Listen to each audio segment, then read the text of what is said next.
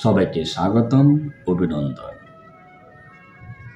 দীর্ঘ ১.৫ মাস অসুস্থতার কারণে আসতে পারিনি আপনাদের মাঝে।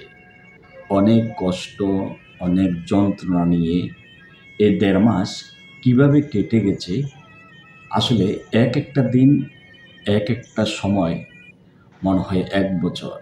যাদের ডেঙ্গু কিংবা চিকুনগুনিয়া হয় তারা এই রোগের সম্পর্ক জানে, আর যাদের হয় নাই তারা জানবে না।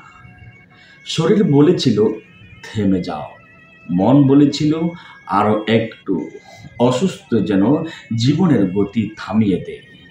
চোখে ঘুম থাকলেও আসে না, শরীরের ব্যথা থাকলেও বাসা হারিয়ে যায়।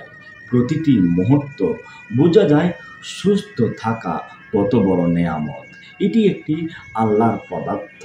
এই সুস্থতা দিন কেটে গেছে কষ্টে, দম বন্ধ হয়ে আসে রাতে।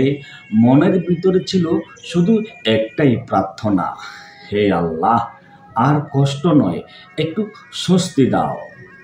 আজ কিছুটা হালকা লাগছে, জ্বর কমেছে, মাথা আর ভারী লাগছে না।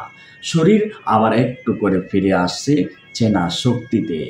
এইটুকু সুস্থ যেন এক নতুন জীবন।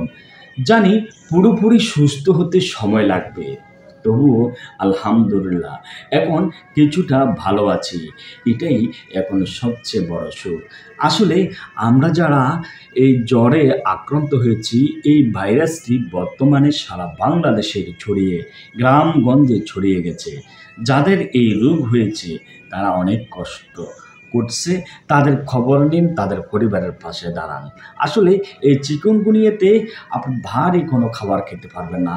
এটা বমি বমি ভাব, এটার অনেক কষ্ট, অনেক যন্ত্রণা। এটার কোনো চিকিৎসা নাই, এটার কোনো অ্যান্টিবায়োটিক নাই। এটার ধীরে ধীরে এটার অনেক সময় লাগে। যাদের এই রোগ হয় তারাই জানে।